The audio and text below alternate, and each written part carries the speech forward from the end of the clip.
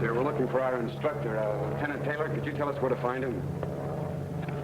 That's him up there.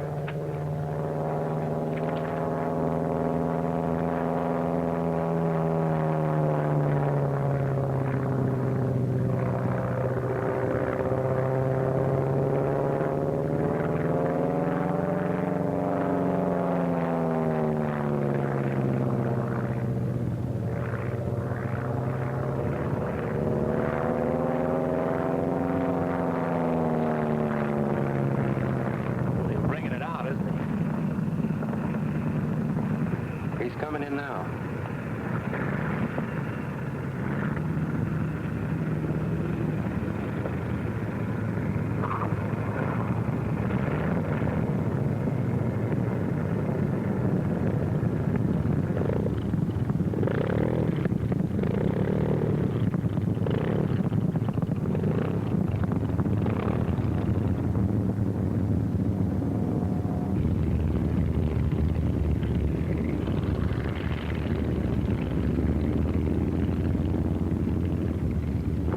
Morning, sir. Good morning. Here you are, sir. Okay, Chief. Excuse me, sir. Kent Wilkins, sir. Cadet Thompson, sir. We were told to report to you. Oh, good morning. Glad to know you. You men all checked in? Yes, sir. Do you have any free time right now? Yes, sir. Okay, I'll stow this gear and meet you in the ready room in 10 minutes.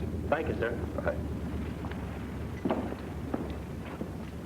Say, that's Bob Taylor. I've seen him in pictures.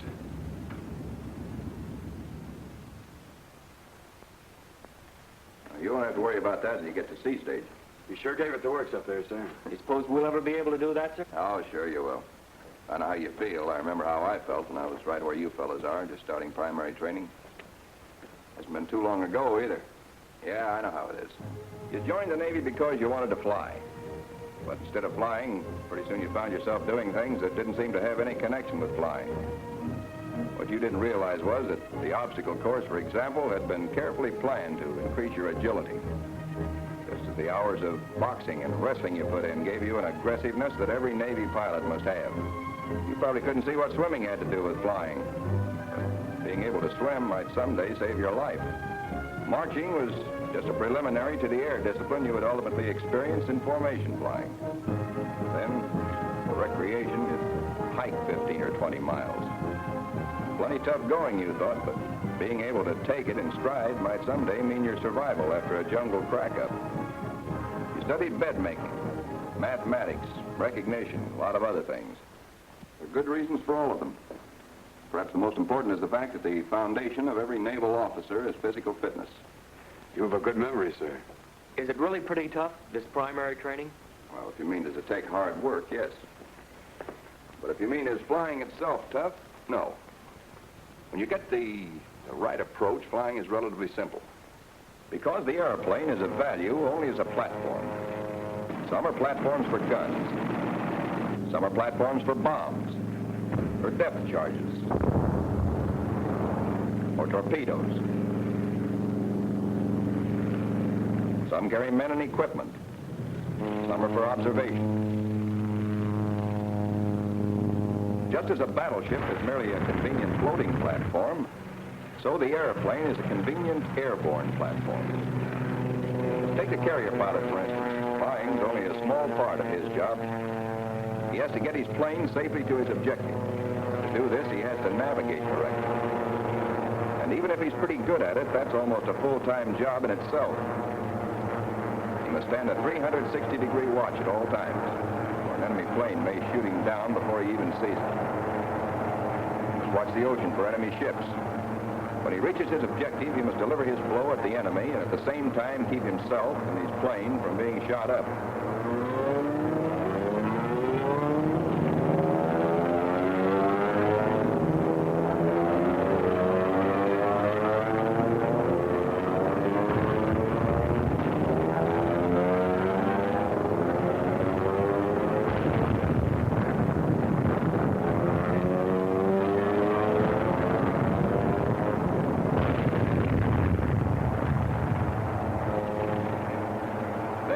Get back safely, perhaps all alone.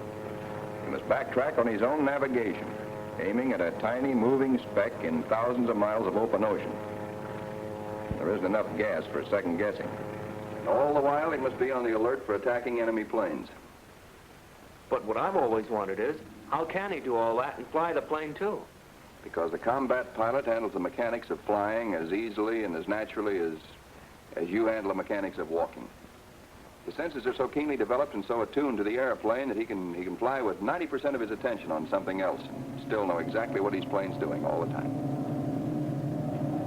That's what the cadet has to learn to do before he can become a combat pilot. Look at those F-6Fs. That's for me.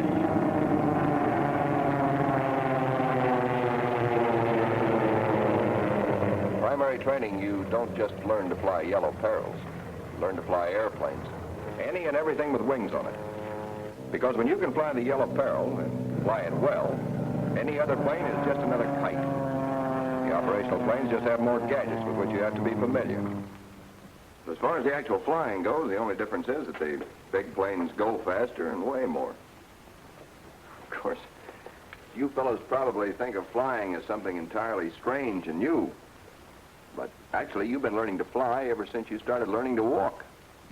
Ever notice how babies learn to walk? First, they get interested in their feet, in the mechanics of walking. They don't make much progress. Then one day they get the complete picture of where they are and where they want to go. They forget all about their feet and really walk. Because they forget about the mechanics of walking and put their minds on the ultimate objective. You were learning to fly when you first learned to ride a scooter. Maybe you didn't know enough to bank the first time you went around a corner, so you fell over on the outside of the curve. Or maybe you banked it too much and fell off on the inside. But after a while, you got so that you could tell by the feel of it whether you were banking right. Well, in flying an airplane, you use that same sense of balance you learned from riding the scooter. You were learning to fly when you learned to ride a bicycle. You added to that sense of balance, of the right feel of the thing when you banked for a turn. You rode with other fellows, maybe. That was formation riding. Not too different from formation flying. If you rode enough, you got the feel of your bicycle so it was almost a part of you. Like most fellows, you probably drive a car. But can you think back to the day when you first started to learn to drive? Remember how hard it seemed? You wondered if you'd ever be able to jump into the car and drive like the kid next door. You had trouble remembering which gear was which, occasionally with almost disastrous results. In a surprisingly short time, you forgot all about the gear shift and the steering wheel, and which pedal was the clutch and which the brake. And as the business of driving became more and more automatic, it was possible to devote most of your attention to matters much more important than the mere mechanics of operating the car. By now, you really had the feel of it.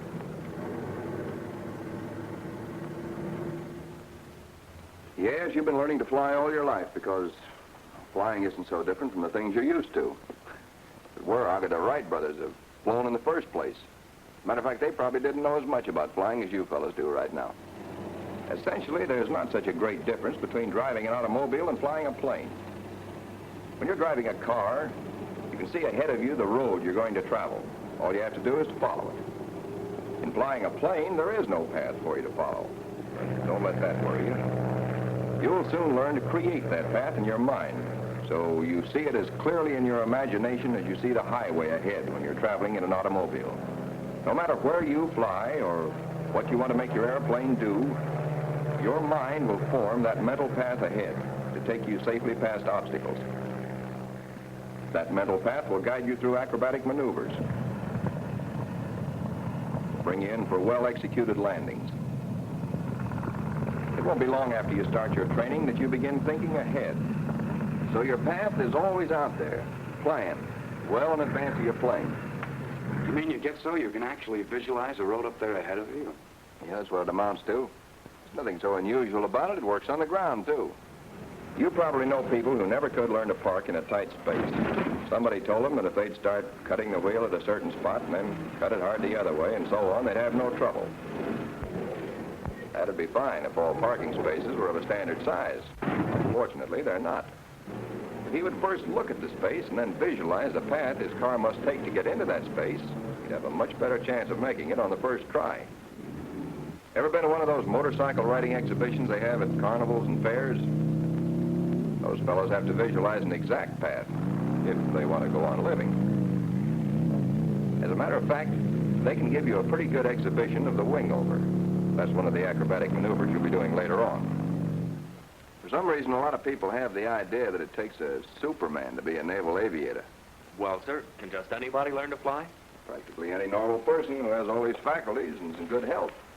I don't care who you are or what you've been doing things all your life that'll help you with your flying. Take stalls and spins, for instance. We've had students come in here with a deathly pair of them, whereas actually they're both perfectly safe and simple maneuvers. You just don't want to run into the ground while executing them.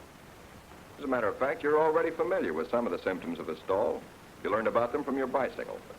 When you start up a grade on your bicycle, if you don't pedal, you lose speed. You see the bicycle's going slower. The wind whistling past your ears quiets down.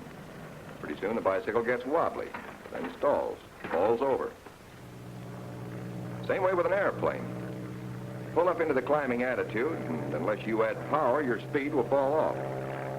If you keep the nose in that climbing attitude, you'll soon begin to sense the same stalling conditions you experienced with your bicycle.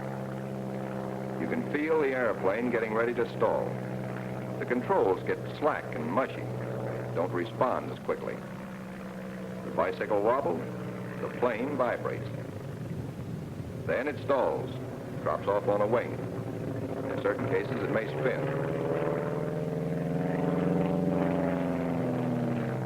Of course, one of the best ways to avoid an impending stall in an airplane is to get the nose down.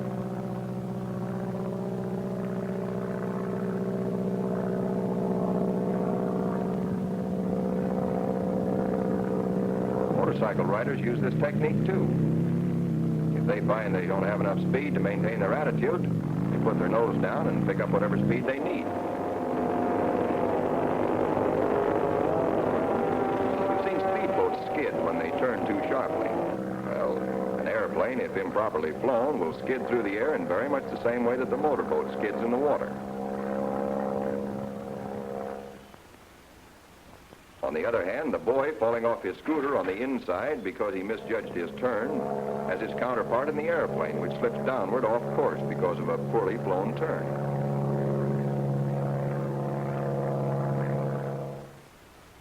You see, practically everything you'll do in an airplane is paralleled by something you're already familiar with. But, sir, aren't there instruments in the plane to tell you whether you're banking right in a turn and whether your speed is right and so on? Oh, yes, the instruments are there, all right, and the time will come when they're all important. Many times your life will depend on your instruments. You'll be able to fly through weather so thick you can't see your wingtips, and yet you'll get there safely because of instruments. In situations like that, your instruments will act as a sort of substitute for your sense of sight. But it isn't practical to use substitutes for your eyes until you've learned to use your eyes themselves in flying. For instance, either of you fellows ever had a motorcycle? I did. As a matter of fact, I still do at home. Does it have a speedometer on it? Yes, sir. Well, when you're going uphill, do you watch the speedometer to see that you're going fast enough to keep from stalling? Why, no, sir. All right, suppose you're going downhill and there's a bad intersection at the bottom. You don't want to get going so fast you can't stop in case a car comes along. Do you watch the speedometer to be sure you don't get going too fast? No, sir. Well, then how do you tell whether you're going too fast or not? Well, you just know, that's all. How? Well, sir, by how fast things seem to be going by. Yeah, and how the wind sounds in your ears. Just by the way it feels, I guess. Sure. By sight, sound, and feel, right? Yeah, that's right. That's how you learn to fly an airplane. As a primary student, when you're learning to land a plane, you'll be so busy trying to keep a straight course and your wings level, trying to judge just when and where to set her down, you won't have time to move your eyes down into the cockpit. You'll have to judge your airspeed by sight, sound, and feel. And the sooner you learn to do that, the sooner you'll learn to make good landings. But even before that, you'll have to learn how to use your eyes correctly. Well, sir, how do you mean? How should we use them? Maybe I can show you. Now, I can stand here and look straight ahead at that radio and still see the writing on this blackboard over here more than 100 degrees away. I can't read the writing, but I can still see there's writing there. Over on this side, I can see there's someone sitting on that couch. I can't tell who it is or whether he's asleep. From his attitude, it looks like it. Let's go over to the board.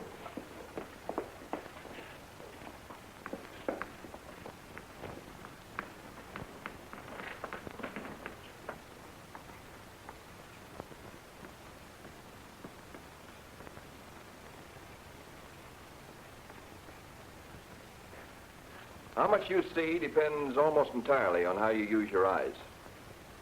Now, the average person standing here looking at the radio would see the radio and would probably be conscious of objects within this range.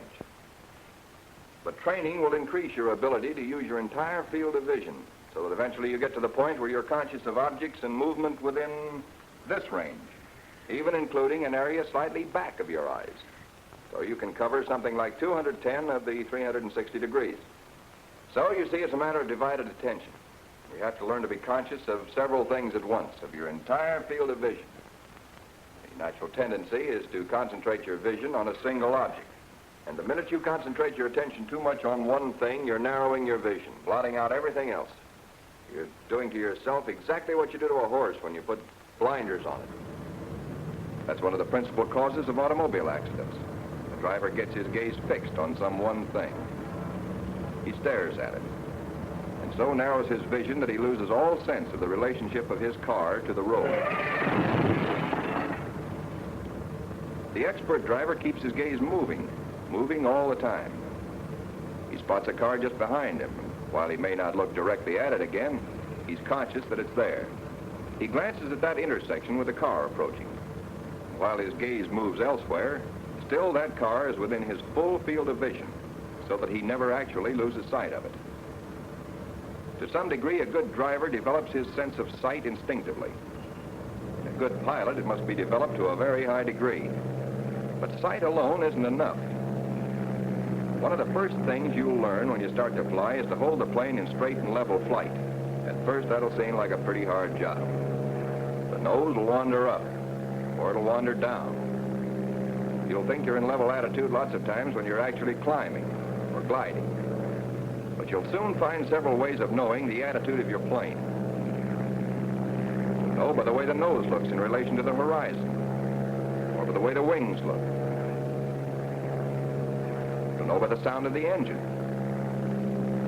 When you're in level flight, it'll probably sound something like this. But pull the nose up, you'll hear the difference. Hear it? You can tell it's working harder. On the other hand, put the nose down. Hear the engine speed up. It sounds too fast. Also, you can tell a lot about what your plane's doing by combining your senses of sight and sound with the way the airplane feels to you.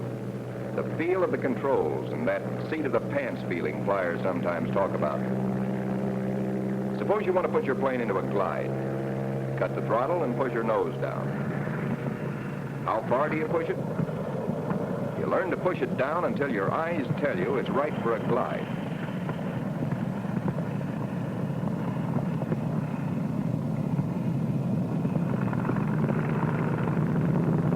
Till the whistle of the wind through the strut sounds right. Till the glide feels right to you. The nose starts to wander up, the sound of the wind will change. The wings and nose won't look right for a glide in relation to the horizon. You just know that something's wrong. Old-time pilots will say you feel that something's wrong. But they actually mean a combination of all three senses: sight, sound, and feel. Learning to fly the way we want you to learn is a little like learning to type by the touch system. The old-fashioned way of learning to type was by looking at the copy you're typing from, and then at the keyboard to see which keys to hit. That way you must pay attention to both the copy and the keyboard. So you never can become very fast or very efficient. The correct way to learn is to forget about the keyboard entirely by blanking out the keys and referring, when necessary, to a chart. Soon you're hitting the right keys without thinking about them. Your attention remains on the copy all the time.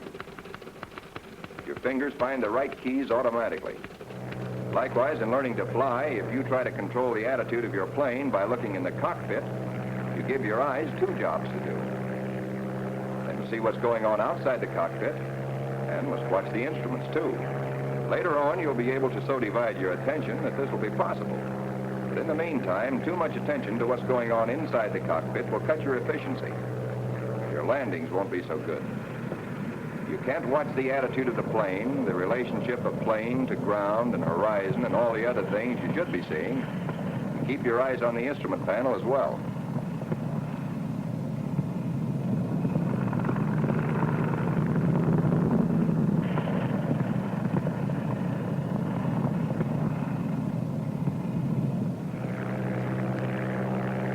It's harder for you to fly figure eights around the pylons.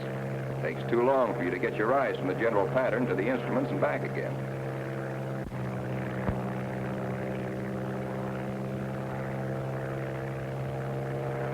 You have more trouble with acrobatics, simply because you're trying to watch two things at once. So naturally, you don't do as well. The well-trained pilot keeps his attention out of the cockpit. He handles the mechanics of flying as easily and as effortlessly as the touch system typist handles the mechanics of typing. He sits relaxed in his cockpit, relaxed but alert. His touch on the controls is as light, but yet as firm, as the touch of a doctor taking a patient's pulse. He's always aware of the general pattern of the ground beneath him. He makes mental notes of all fields or roads where he might be able to land in case of emergency. In formation, he is continually conscious of the position of planes flying with him. He's always on the lookout for other planes in the area. And once he spots them, he keeps track of them as long as they're anywhere near him. He's like a basketball player. The mechanics of handling the ball, dribbling, are automatic. He sees the entire court. He's aware of the position of the opposition players and his own team. He constantly sees the whole picture. Actually, the finished pilot and his airplane operate as a single unit. The designer of the bicycle didn't plan a two-wheeled vehicle and then decide it would be nice if somebody rode on it. He began with the rider and built the bicycle around him. Likewise, the early designers of the airplane didn't start out by designing a flying machine and then putting a man in it. They started with the man himself and tried to put wings on him so that he could fly like a bird. To the trained aviator of today, the controls of the modern airplane are merely an extension of his own arms and legs. As much a part of him as the wings are part of a bird. When you want to walk from one place to another, you don't have to stop and figure out every movement of your feet and your legs, nor do you consciously decide on an exact path. All that's automatic. And when you can learn to fly an airplane, or learn to make a landing, or shoot a circle, or do a slow roll, or a snap roll, and execute them all with the same effortless ease with which you walk, or a bird flies, then you and the airplane will truly have become one, an efficient, coordinated unit. And you will have achieved the purpose of primary flight training. And will be well on your way toward becoming a United States naval aviator.